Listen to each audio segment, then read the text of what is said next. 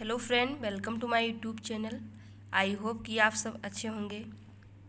और जो है आज हम बात करेंगे टाइफाइड फीवर के बारे में। आज का जो अपना टॉपिक है वो हम स्टार्ट करते हैं। टाइफाइड फीवर, जिसको हम एंट्रिक फीवर से भी जानते हैं। तो सबसे पहले जो है हम टाइफाइड फीवर का डेफिनेशन देखेंगे।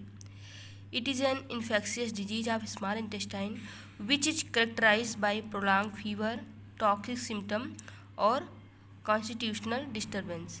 मतलब जो टाइफाइड फीवर है वो एक इन्फेक्शियस डिजीज है स्मॉल इंटेस्टाइन की, जिसमें कि हमें क्या देखने को मिलता है, प्रोलॉन्ग फीवर, मतलब लंबे समय से जो है हमें फीवर देखने को मिलता है, या टॉक्सिक सिम्टम, या जो है कॉन्स्टिट्यूशनल डिस्टर्बेंस जो है हमें देखने को मिलता है।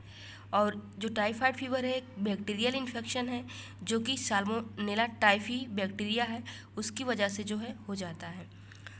नेक्स्ट वन हम देखेंगे काजेस या रिस्क फैक्टर कि जो टाइफाइड है वो किस किस कारणों से हो सकता है। फर्स्ट वन है साल्मोनेला टाइफी बेसिलाई। ये जो है बैक्टीरिया है जिसकी वजह से टाइफाइड फीवर हो जाता है अगर ये हमारी बॉडी में इंटर कर जाता है तो। नेक्स्ट वन है पॉल्यूटेड इन्वायरमेंट। अगर इन्वायरमेंट जो है पॉल्यूटेड है, कंटामिनेटेड फूड या मिल्क या वाटर अगर हम इंटेक कर रहे हैं तो भी हमें टाइफाइड फीवर हो सकता है। क्या पता कि उस फूड या मिल्क या वाटर में जो टाइफाइड का बैक्टीरिया है साल्मोनेला टाइफी वो प्रेजेंट हो और हमारी बॉडी में इंटर कर जाए, तो इसकी वजह से भी हो सकता है। एंड अनहेल्दी हैबिट्स, यानी हमारी कुछ हैबिट्स जो होती हैं बाय द वे अनहेल्दी हैं, हेल्दी हैबिट नहीं है। लेक ऑफ पर्सनल हाइजीन है, मतलब जो हमारी पर्सनल हाइजीन है उसको हम प्रॉपर मेंटेन नहीं कर रहे हैं तो टाइफाइड फीवर जो है हो सकता है। एंड बाय कैरियर, जैसे कि किसी को टाइफाइड फीवर है तो उनसे भी हमें मिल सकता है। नेक्स्ट वन हम देखेंगे सोर्स ऑफ इन्फेक्शन, मतलब इस इन्फेक्शन का सोर्स क्या है। कंटामिनेटेड आर्टिकल्स, जैसे कोई आर्टिकल्स है वो कंटामिनेटेड है तो उससे भी हो सकता है। एंड पुअर सैनिटेशन है तो भी। And lack of personal hygiene, जो हमारी पर्सनल हाइजीन है वो मेंटेन नहीं रहेगी तो इसकी वजह से भी हो सकता है। एंड अनहाइजीनिक हैबिट, जो हमारी हैबिट है वो हाइजीनिक नहीं है, मतलब हम उसको मेंटेन नहीं कर रहे हैं, अनहाइजीनिक है, तो भी जो है इन सब रीजन से मतलब जो टाइफाइड फीवर है वो हो सकता है। और इसमें जो है इंक्यूबेशन पीरियड नहीं दिया हुआ है टाइफाइड का, तो जो इसका इंक्यूबेशन पीरियड होता है टाइफाइड फीवर का वो होता है 10 to 15 डेज़। तो इंक्यूबेशन पीरियड का मतलब क्या है कि जैसे टाइफाइड जो फीवर है इसका कॉन्स्टिपेशन क्या है, साल्मोनेला टाइफी। तो जो साल्मोनेला टाइफी है उसका जो है बॉडी में इंटर करना और इंटर करने के बाद में फर्स्ट जो साइन एंड सिम्टम है उसका दिखाई देना, वहाँ तक के प्रोसेस को हम इंक्यूबेशन पीरियड बोलते हैं। मतलब बैक्टीरिया के इंटर करने के बाद first sign and symptom appear होने के पीरियड को हम इंक्यूबेशन पीरियड बोलते हैं। तो जो टाइफाइड फीवर का इंक्यूबेशन पीरियड है वो है 10 to 15 डेज। इंसिडेंस देखेंगे मेल देन फीमेल। जो टाइफाइड फीवर है वो हमें ज़्यादातर मेल में देखने को मिलता है कंपेयर देन फीमेल। और common between 10 to 13 year of age, मतलब जो टाइफाइड फीवर है मोस्टली हमें 10 से 30 साल वाले लोगों में देखने को मिलता है। एंड नेक्स्ट वन है डायग्नोस्टिक इवाल्वेशन। फर्स्ट वन है हिस्ट्री कलेक्शन, मतलब जो टाइफाइड फीवर अगर किसी को हुआ है या कोई इंडिविजुअल है तो उससे हम सबसे पहले हिस्ट्री कलेक्ट करेंगे जिसके थ्रू हमें साइन एंड सिम्टम पता चल जाएगा। साइन सिम्टम नहीं पता चलेगा, ईटियोलॉजी पता चलेगा। अगर हम किसी पेशेंट की हिस्ट्री ले रहे हैं तो मतलब कारण पता चल जाएगा कि हाँ किन किन कारणों से इन्हें क्या हुआ है। नेक्स्ट वन है फिजिकल एग्जामिनेशन। फिजिकल एग्जामिनेशन करेंगे तो हमें साइन एंड सिम्टम का पता चल जाएगा। फिर साइन एंड सिम्टम, मतलब अगर हम डायग्नोसिस करना है पेशेंट का तो साइन एंड सिम्टम देख के कर सकते हैं। और Widal test for detect typhoid bacilli, मतलब जो है हम विडाल टेस्ट जो है करेंगे तो उससे पता चलेगा कि जो टाइफाइड बेसिलाई है वो प्रेजेंट है या नहीं है। मतलब निगेटिव है विडाल टेस्ट तो टाइफाइड फीवर नहीं है, पॉजिटिव है तो टाइफाइड फीवर है। नेक्स्ट वन है CBC, कंप्लीट ब्लड काउंट। जो है इसमें करेंगे तो देखेंगे कि जो WBC अगर बॉडी में इन्फेक्शन है तो बढ़ी हुई होगी, और सारा मतलब जो RBC है वो डिक्रीज हो जाएगा। क्योंकि जो टाइफाइड फीवर है इसमें क्या होता है कि जो स्टमक की लेयर होती है वो ब्रेक डाउन होने लगती है और हीमोलाइसिस होने लगता है। मतलब जो ब्लड सेल्स है RBC है वो ब्रेक डाउन होने लगती है, तो इस कंडीशन में जो RBC का अमाउंट है वो कम होने लगता है। तो ये सब हम डिटेक्ट करने के लिए CBC करते हैं। सो नेक्स्ट वन है साइन एंड सिम्टम। अगर किसी को टाइफाइड फीवर है तो उसके साइन एंड सिम्टम क्या होंगे। फर्स्ट वन है ब्रेडिकार्डिया। ब्रेडिकार्डिया मतलब क्या है, पल्स रेट या हार्ट रेट जो है डिक्रीज हो जाना उसका। नेक्स्ट वन है एंग्जाइटी। डिजीज कंडीशन की वजह से, मतलब लंबे टाइम से फीवर रहने की वजह से पेशेंट को एंग्जाइटी होगा। एंड इंसोम्निया, एंग्जाइटी होगी तो जाहिर सी बात है पेशेंट को नींद नहीं आएगा।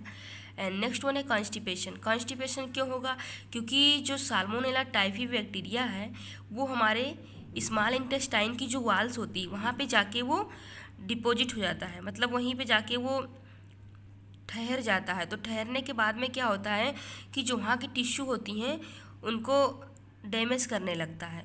जब स्मॉल इंटेस्टाइन में प्रॉब्लम हो जाएगी, वहाँ की टिश्यू जो है डैमेज हो जाएगी, तो जो भी फूड रहेगा वो प्रॉपर डाइजेस्ट नहीं हो पाएगा, तो कॉन्स्टिपेशन हो जाएगा।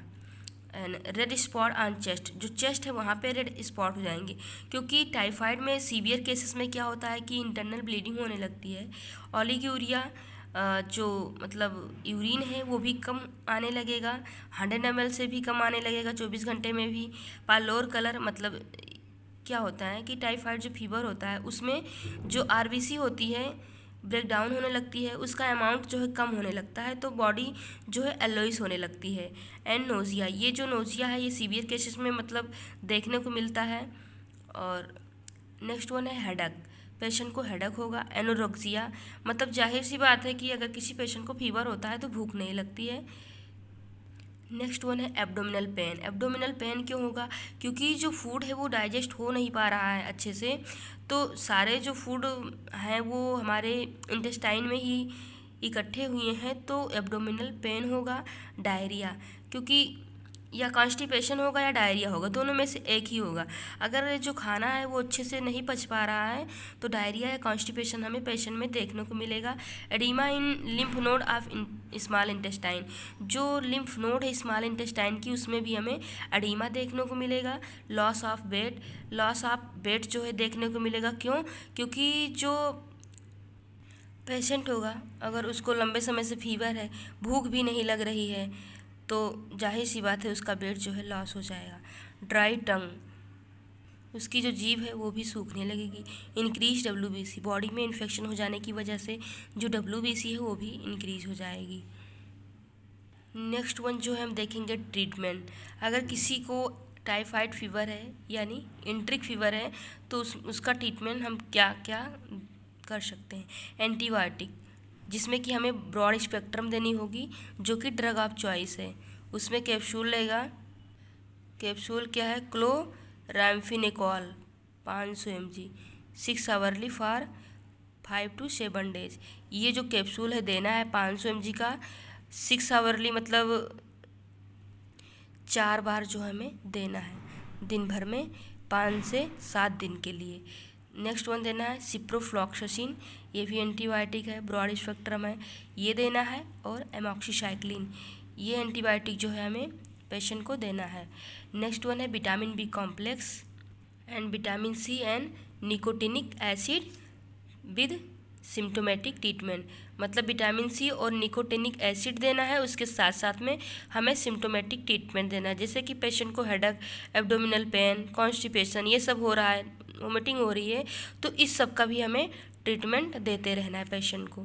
प्रोवाइड बेड रेस्ट, पेशेंट को हमें बेड रेस्ट देना है, उसका TPR मॉनिटर करना है, मतलब टेम्परेचर, पल्स और रेस्पिरेशन जो है हमें मॉनिटर करते रहना है।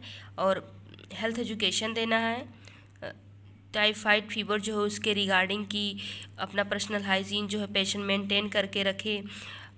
और खाना खाने के पहले और खाना खाने के बाद में अच्छे से अपना हैंड वॉश करे। स्टूल पास आउट करने के बाद में वो अपना अच्छे से हैंड वॉश करे। और पर्सनल हाइजीन जो है उसके बारे में हमें पेशेंट को बताना होगा कि मेंटेन करके रखना है। और उसका जो इनपुट आउटपुट चार्टिंग है वो भी मेंटेन करके रखना है पेशेंट का। प्रिवेंशन क्या क्या है? स्टिक आइसोलेशन करना है, पेशेंट को जो है हमें आइसोलेट करके रखना है। Safe disposal of faecal matter, वो जो पेशेंट है उसका जो स्टूल है हमें वो सेफ़ तरीके से जो है डिस्पोज करना है। हेल्थ एजुकेशन देना है पेशेंट को। और सेफ़ वाटर सप्लाई जो है, जो वाटर की सप्लाई है वो सेफ़ हो, मतलब पेशेंट को जो है सेफ़ वाटर ड्रिंक करनी है। एंटी टाइफाइड वैक्सीन लेनी है। ये सब जो है प्रिवेंशन है। और क्या है, जैसे कि प्रिवेंशन और हैंड को वॉश करना है। Avoid drinking untreated water. Avoid rough fruit and vegetables, मतलब पेशेंट को अवॉइड करना है कि कच्चे फल और सब्जियां नहीं खाना है। चूज हॉट फूड, मतलब गरम खाने जो है पेशेंट को खाने हैं। ये सब जो चीज़ें हैं वो पेशेंट को अपनानी है। और जो है हमें पेशेंट को जो हेल्थ एजुकेशन है वो अच्छे से देना है। और जो आज का अपना टॉपिक था टाइफाइड फीवर वो फिनिश हुआ। आई होप कि आप सबको ये टॉपिक समझ में आया होगा। अगर ये वीडियो आपको अच्छा लगा या समझ में आया तो प्लीज़ वीडियो को लाइक कीजिए, शेयर कीजिए एंड चैनल को सब्सक्राइब करना बिल्कुल मत भूलिए। और आपको इस टॉपिक के रिगार्डिंग कोई भी डाउट है तो आप कमेंट के थ्रू पूछ सकते हैं। So thank you so much. मिलते हैं नेक्स्ट वीडियो में, तब तक के लिए बाय बाय। जय हिंद, जय भारत।